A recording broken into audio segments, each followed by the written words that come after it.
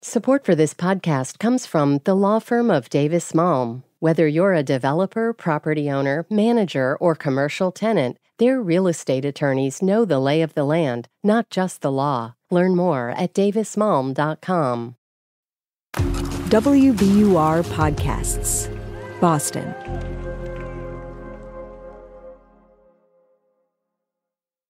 I'm Daryl C. Murphy, and you're listening to The Common, Massachusetts Broadcasters Hall of Fame inductee and host of Con Salsa. Y sigue la salsa con Salsa y José Massó. José Massó, welcome to The Common. Thank you, Daryl. It's an honor and a pleasure to be with you. Oh, man, I could say the same. This is awesome. Jose, thank you for coming through. We got you here because as part of Latinx Heritage Month, you are being honored by an organization called Amplify Latinx. This organization is dedicated to putting the spotlight on the Latino community in Massachusetts, uplifting that community, honoring that community. The ALX 100 is a list of 100 people from the Latinx community in Massachusetts, and you are among those being honored.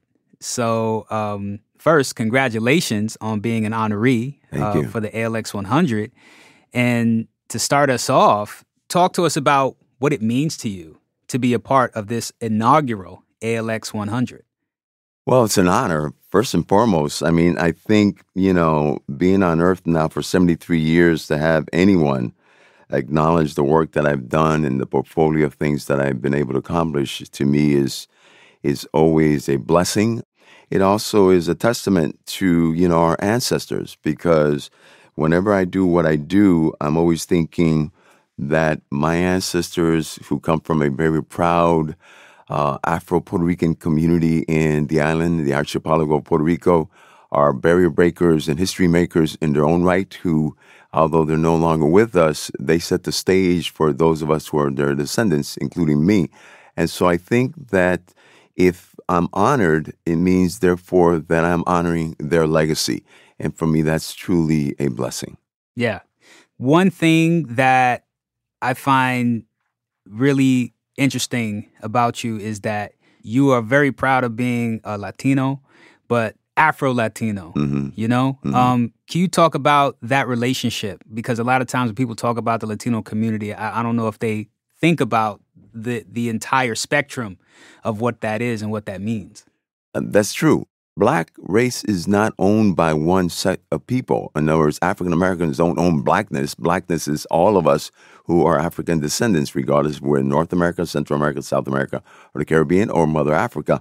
And so therefore, I've always known my race being black. I've known my ethnicity being Afro-Boricua, Afro-Puerto Rican. And so for me, it's important to uplift that, because in our history, the blackness is never really uplifted. And so when I look at my purpose in life, it's basically to uplift African descendants, regardless if you're from Latin America, Caribbean, United States, but in particular if you come from Latin America, because I want to make sure that those of us from Latin America know that being an Afro descendant is not a negative. And so therefore, yes, I'm a very proud Afro descendant. Yes, I'm very proud Afro-Puerto Rican. Yes, I am black. Well, with that, you mentioned having a space to uplift the Afro-Latino community and a place, right?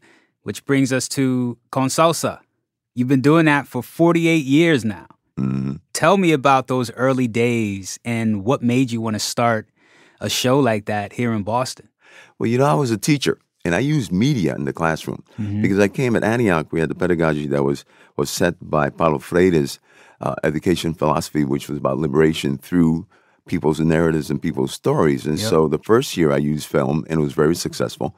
The second year I used video, and I knew nothing about video. Then the third year I used my record collection, which was intense, right? And a very extensive record collection. Oh, yes. Was it as extensive as it is now back then? No, but it was close to it. Okay. It's not the 5,000 I had now, but it was near 1,000 plus by then, right? Okay. And so my students every year would say to me, Mr. Massó, we love you as a teacher, but you're in the wrong profession. You should consider doing radio. You should consider doing television. I said, well, why would I want to do that when I'm having fun and I'm enjoying this? And they said, because you only reach 20 of us in a class every session. Whereas if you were on radio, you would reach thousands of people. Imagine what that would be like if you could inform, educate thousands of people at a time. And so in 1975, I was driving down Commonwealth Avenue. I came across a colleague of mine by the name of Lonnie Stevens, who's no longer with us, may he rest in peace. And he had a whole bunch of recording equipment, and he was going to the South End where he had an apartment. So I gave him a lift, and we sat down together, and he said, oh, by the way, they're looking for somebody to do a program at WBUR, which will be Spanish language centric, not necessarily in Spanish, but something that has to do with the Latino community. I said, Yep. I've got an idea.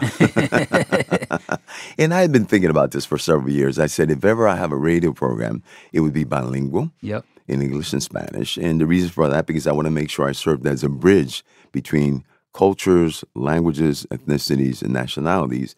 And also I wanted Latinos to feel that they could comfortably navigate English as a language. And I wanted English speakers to hear Spanish speakers speaking English. Second, I wanted the music to be Afrocentric. And specifically, I wanted it to be Afro-Latin music because what connects us is that African-derived music that you will hear not just in Latino music, but you will hear in jazz, you will hear in rhythm and blues, you will hear in blues, you will hear in rock. And I know for a fact that the African influence, the Latin tinge that came to the United States through New Orleans played a very big role in all these genres that we speak of today. I want to go back and ask you about the bridge. You said that's a very important word, especially nowadays, right? Mm-hmm. How have you seen that bridge connect people? Where have you seen that success? I've seen it in the sense that I was thinking, if we're going to be strong here in this country, it's got to be one in which there's solidarity. Yep. And so back then, the idea was if I can use this music and this program as a bridge to educate and inform each other about who we are and what commonalities we have, maybe this will transfer in how we see each other politically.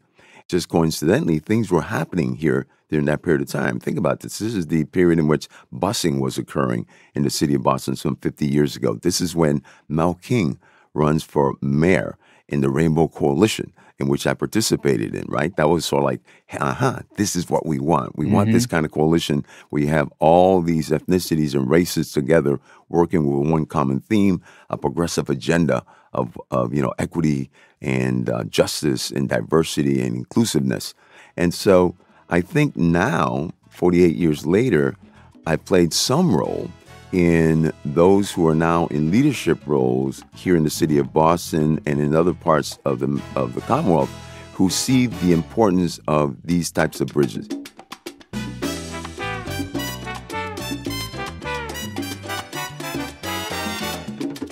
We're going to take a break, but we'll be right back.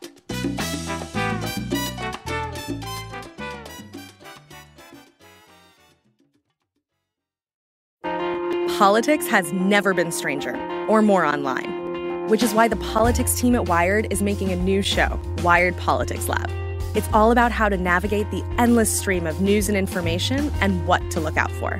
Each week on the show, we'll dig into far-right platforms, AI chatbots, influencer campaigns, and so much more. Wired Politics Lab launches Thursday, April 11th. Follow the show wherever you get your podcasts.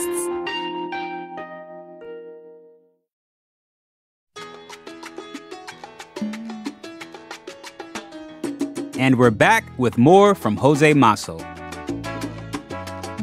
What do you feel people need to know right now as the Latino community is growing here and more people are paying attention?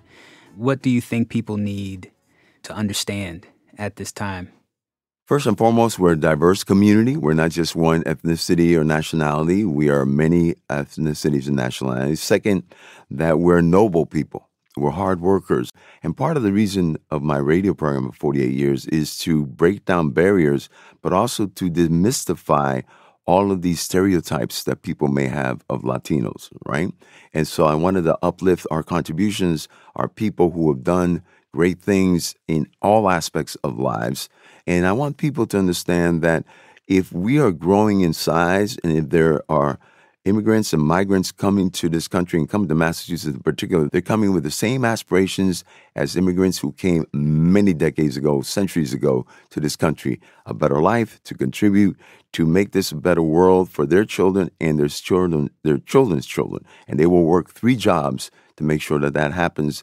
And so I think we can play a role in bringing them into our society, uplifting them with the things that they need so that they're stable, because the future for them is their children.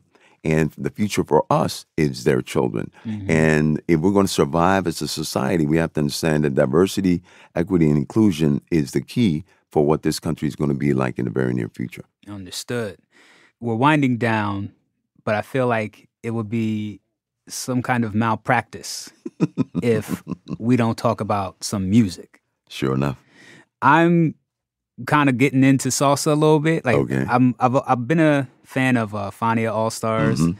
but I recently got into Hector Lavoe. Sure, cantante. Like, I'm curious to know, for folks like me, for folks who may not have started their journey into salsa and Latin jazz, like, who are some artists that they can get started with? Well, you mentioned one of the best, may he rest in peace, El Cantante Hector Lavoe, who I had the chance to share the stage with on a number of occasions, who's one of the best when it comes to singing. But you want to start with some of the classics. So you want to start with the top 3, which would be Tito Puente, Tito Rodriguez, Machito, and los Afro-Cubans. They were known as the Big 3. They're in the Palladium era, the mambos, the cha-cha-chas that was taking place in the 1940s, 50s, and early 60s. Then you want to gravitate to a little bit of Latin jazz. So you want to do Mongo Santa Maria. You want to do Cal Jader. And then when it comes to some of the bands, the dance bands, not only Willie Colon, you want to do Johnny Pacheco. Then from Puerto Rico, you want to include someone like a Gran Combo. You want to include Cortijo y su Combo, Ismael Rivera.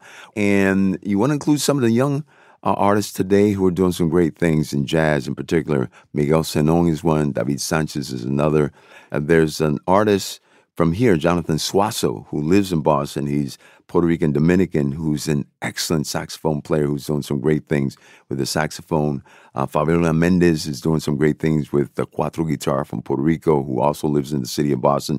And so these are some of the folks that I would just put in there as a mix for you to start listening to. I think we about to do another episode. I don't know if all of those are going to make it in, but they're all heavy hitters. They are. So, Jose, my last question to wrap things up. You've been at it for nearly 50 years. What are your hopes for the future? Are you mentoring anybody to pass the torch to, anything like that? Or what do you want to see? My hope is that in my role that I can help document this rich history that we've had in the city of Boston, Massachusetts, when it comes to Afro-Latin music. And I'm engaged in a project which will do so via a book, which will be multimedia, and I'll include segments on the history of Spanish language radio and television. And at the same time, I'm hoping that what I'm doing here serves as a model, not just for folks to think of BUR as a place that can do this. Folks should start thinking, where might there be other opportunities to do a program similar to this, so that therefore we have options all throughout the dial. So my hope is that whatever I do in the next 2 years, if I'm healthy and I'm able to reach 50 years, I do so in a way that I can start tapping these other folks to look at what might be the venues for them to do these kinds of things. And there are people who I think will be able to do that and are doing it in their way right now. Understood. So you're making the way for the next generation. Yes, sir. Man, this was an absolute pleasure. Thank you. My pleasure as well. My privilege and honor to be in your presence. I love what you're doing and to be in your company. I sleep well at night, Daryl, because of young people like you. I appreciate that, and I will take that and hold on to it very tight. You got it. That's host of Con Salsa, José Massó.